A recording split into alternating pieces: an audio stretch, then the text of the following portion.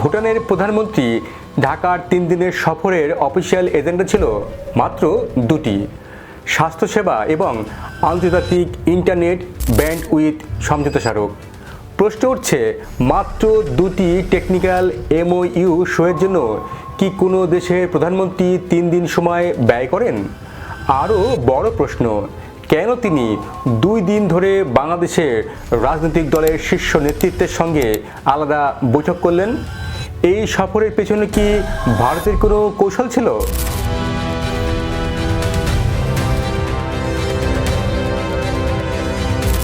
প্রথমে দেখি অফিসিয়ালি কি বলা হয়েছে। ভুটানের প্রধানমন্ত্রী শেরিং তোবগোর 3 দিনের সফরে সই হয়েছে মাত্র দুটি এমওইউ: স্বাস্থ্যসেবা সহযোগিতা এবং আন্তর্জাতিক ইন্টারনেট ব্যান্ডউইথ। এই দুটি চুক্তি গুরুত্বপূর্ণ, কিন্তু প্রশ্ন হলো, এমন দুটি টেকনিক্যাল স্তরের চুক্তির জন্য সাধারণত দেশগুলো মন্ত্রী পাঠায়, প্রধানমন্ত্রী নয়। বিশেষ করে ব্যান্ডউইথ বা স্বাস্থ্য চুক্তি, এগুলো সচিব স্তরের আলোচনাতেই হয়ে থাকে। সুতরাং অফিসিয়াল বিবরণ দেখে স্পষ্ট এটা মূল উদ্দেশ্য ছিল না, এইগুলো ছিল সফরের দেখানোর মতো অংশ। এছাড়া তোবগোকে দিয়েছে গার্ড অফ অনার, রাষ্ট্রপতির সঙ্গে আনুষ্ঠানিক আলোচনা, এগুলো প্রোটোকলের অংশ। কিন্তু তার রাজনৈতিক বৈঠকগুলো, সেগুলো কোনো প্রোটোকলের আওতায় পড়ে না। আর এখানে শুরু হয় আসল রাজনৈতিক গল্প। চলুন দেখি ভুটানের প্রধানমন্ত্রীর সফরসূচি। শনিবার প্রধান উপদেষ্টা ডক্টর মোহাম্মদ ইউনূসের সঙ্গে একান্ত বৈঠক। রবিবার সকালে এনসিপির শীর্ষ নেতৃত্বের সঙ্গে বৈঠক। সন্ধ্যায় বিএনপির মহাসচিব মির্জা ফখরুল ইসলাম আলমগীর এবং শীর্ষ নেতাদের সঙ্গে বৈঠক। আর রাতে জামাতের শীর্ষ নেতৃত্বের সঙ্গে বৈঠক। অর্থাৎ একদিনের মধ্যে 3টি বড় রাজনৈতিক দলের সঙ্গে টানা বৈঠক। এই ধরনের কূটনৈতিক সময়সূচি দক্ষিণ এশিয়ার রাজনৈতিক প্রেক্ষাপটে খুবই ব্যতিক্রম। গুরুত্বপূর্ণ বিষয় হলো, বৈঠকগুলোর কেন্দ্রে ছিল আসন্ন জাতীয় নির্বাচন, গণতন্ত্রের উত্তরণ এবং দেশের রাজনৈতিক পরিবেশ। এখন প্রশ্ন, ভুটান কি করে হঠাৎ বাংলাদেশের অভ্যন্তরীণ রাজনীতির বিষয়ে এত আগ্রহী হয়ে উঠল? উত্তর হলো না, এই আগ্রহ তাদের নিজস্ব নয়, বরং একটি বৃহৎ ভূ রাজনৈতিক অক্ষ থেকে আসা, এবং তা হলো ভারত থেকে। ভুটানের পররাষ্ট্রনীতি দুনিয়ার সবচেয়ে সীমাবদ্ধ এবং অত্যন্ত ভারত নির্ভর। ভুটানের পররাষ্ট্রনীতি কোনোদিনই স্বাধীনভাবে চলে না। যে কোনো সফর, যে কোনো কূটনৈতিক বার্তা ভারতের জিওপলিটিক্যাল স্বার্থের সঙ্গে সরাসরি জড়িত।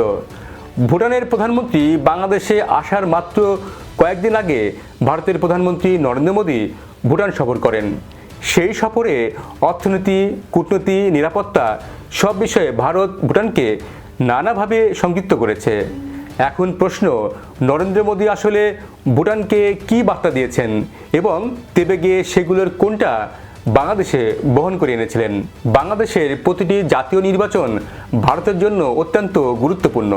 এমনকি ক্ষমতাসীন দল বদলালেও ভারত চায় তার স্বার্থ যেন অক্ষুণ্ণ থাকে।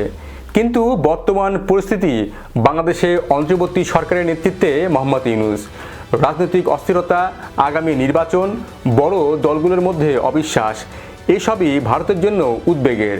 আর এখানেই ভুটান হলো ভারতের সহজ ডিপ্লোম্যাটিক মেসেঞ্জার। কিন্তু কেন? কারণ ভুটানকে বাংলাদেশের রাজনৈতিক দলগুলো খুবই নিরীহ, নিরপেক্ষ, কোনো এজেন্ডা নেই এমন দেশ হিসেবে দেখে। ভুটান যা বলবে বাংলাদেশের দলগুলো তা সন্দেহ নিয়ে দেখবে না। এভাবে ভারত অনেক সময় ভুটানের মাধ্যমে বার্তা পাঠায়। আর তাই ভুটানের প্রধানমন্ত্রীর সঙ্গে বিএনপি, জামাত, এনসিপির শীর্ষ নেতৃত্বের সঙ্গে বৈঠকগুলোকে অনেকে দেখছেন কূটনৈতিক বার্তা হিসেবে।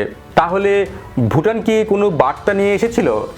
এর উত্তর স্পষ্টভাবে কেউ বলবে না।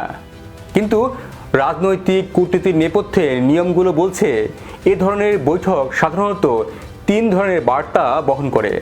বার্তা 1, ভারত চায় অংশগ্রহণমূলক নির্বাচন। ভুটানের প্রধানমন্ত্রী বলেছেন, আমরা সুষ্ঠু এবং নিরপেক্ষ নির্বাচন আশা করি এবং যারাই ক্ষমতায় আসুক আমরা তাদের সঙ্গে কাজ করব। এই লাইনটি ভারতের কূটনৈতিক ভাষার সঙ্গে হুবহু মিলে যায়। ভুটানের মতো একটি নিরীহ দেশকে দিয়ে এই বার্তা পাঠানো অনেক বেশি গ্রহণযোগ্য হয়। বার্তা 2, সব দলকে আলোচনায় আনতে চাপ না দেওয়া।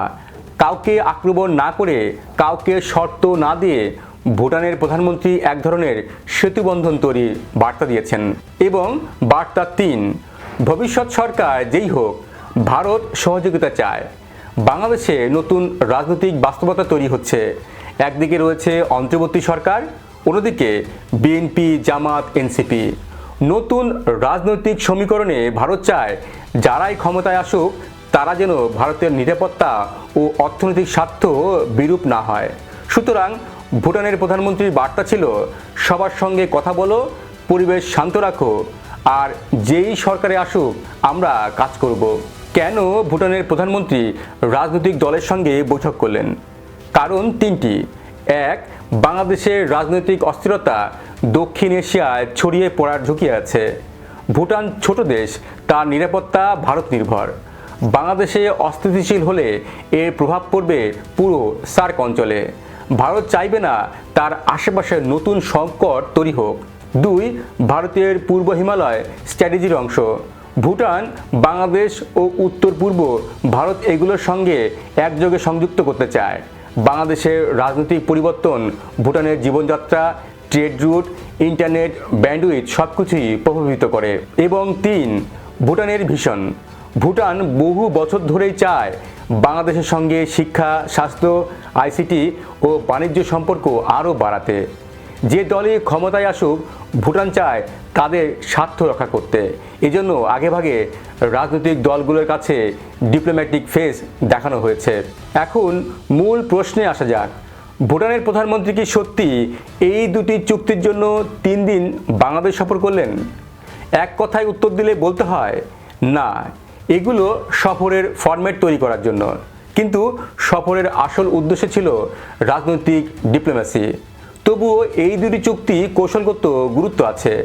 স্বাস্থ্যসেবা চুক্তি ও ভুটানের মেডিকেল ডিপ্লোম্যাসি। ভুটানের ব্যাংক, ডাক্তার, স্বাস্থ্য ব্যবস্থায় বাংলাদেশের সহায়তা অনেক দিনের। মেডিকেল কলেজে ভুটানি শিক্ষার্থীদের আসন বৃদ্ধি ভুটানের জন্য অনেক বড় সুবিধা। Internet bandwidth MOU, Bharat Bhutan north east সংযোগ। এই ব্যান্ডউইথ থ্রু আসলে ভারতীয় করিডোর ব্যবহার করে চলে। বাংলাদেশ ভুটান ব্যান্ডউইথ সংযোগ মানে ভারতের ডিজিটাল করিডোরও আরও শক্তিশালী হলো। সুতরাং এখানে ভারতও লাভবান। সমস্ত তথ্য একত্র করলে দেখা যায় এই শপথ ছিল একটি মাল্টি লেয়ার্ড কূটনৈতিক মিশন। সামনে 2টি MOU, গার্ড অব অনার, রাষ্ট্রপতির সঙ্গে সৌজন্য সাক্ষাৎ, আড়ালে রাজনৈতিক বার্তা, ভারতের কৌশল, নির্বাচনের পরিবেশ মূল্যায়ন, বিএনপি জামাতের মতামত বোঝা, এনসিপির ভবিষ্যৎ প্রভাব বিচার এবং অন্তর্বর্তী সরকারের স্থায়িত্ব যাচাই। তাহলে ভবিষ্যতে কি হতে পারে? ভুটান সফরের পর ভারত আরও সক্রিয় হবে। রাজনৈতিক সংলাপ, নির্বাচন, স্থিতিশীলতা, ভারত এগুলোকে এখন সরাসরি মনিটর করবে। বিএনপি, জামাত, ইউনিট সরকার সবার সঙ্গে ভারতের যোগাযোগ বজায় থাকবে। সফরের পর আরও অংশগ্রহণমূলক নির্বাচনের চাপ বাড়বে। ভুটানের নিরপেক্ষ কণ্ঠ আসলে ভারতের ডিপ্লোম্যাসি স্ট্র্যাটেজির নরম সংস্করণ। সুতরাং রাজনৈতিক দলগুলোর ওপর আন্তর্জাতিক চাপ আরও বাড়বে। 2টি টেকনিক্যাল MOU, কিন্তু 3 দিনের রাষ্ট্রীয় সফর এবং তার চেয়েও গুরুত্বপূর্ণ টানা রাজনৈতিক বৈঠক। এইগুলো দেখে সহজে বোঝা যায় ভুটানের প্রধানমন্ত্রীর এই সফর শুধু স্বাস্থ্যসেবা বা ব্যান্ডউইথের জন্য ছিল না। এটা ছিল বাংলাদেশের রাজনৈতিক বাস্তবতার একটি উচ্চ পর্যায়ের মূল্যায়ন সফর। তার নেপথ্যে ছিল দক্ষিণ এশিয়ার সবচেয়ে বড় ভূ রাজনৈতিক শক্তি ভারত। এখন প্রশ্ন, এই সফর বাংলাদেশের আগামী রাজনৈতিক পথ চলায় কতটা প্রভাব ফেলবে? আর কোন দেশের বার্তা বাংলাদেশে পৌঁছেছে সেটা সময় বলে দেবে। ভুটানের প্রধানমন্ত্রী 3 দিনের এই সফর কি শুধুই স্বাস্থ্য এবং ব্যান্ডউইথ MOU, নাকি নীরব, সূক্ষ্ম আঞ্চলিক কূটনৈতিক বার্তা? জানান আপনার মতামত। ভিডিওটি শেয়ার করুন, লাইক দিন এবং সম্ভব হলে আমাদের চ্যানেলটি সাবস্ক্রাইব করুন। আর এতক্ষণ আমাদের সঙ্গে থাকার জন্য ধন্যবাদ।